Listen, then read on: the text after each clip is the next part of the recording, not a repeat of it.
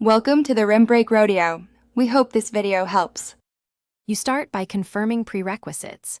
Yolock installed, lock screen widget permission granted, and background refresh enabled so widgets update reliably. Once done, open Yolock and pick the widget layout you want. This is where you decide which functions appear at a glance. Make sure notifications are allowed so interactive widgets function.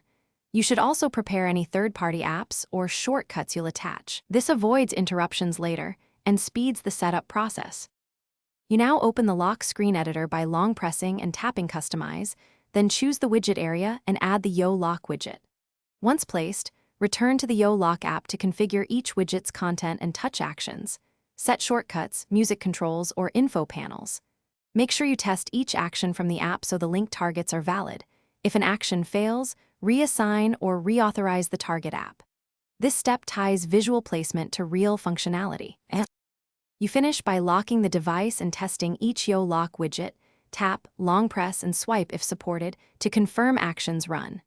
If something is unresponsive, first check Yolock permissions, background app refresh, and any iOS focus or screen time restrictions that might block interaction.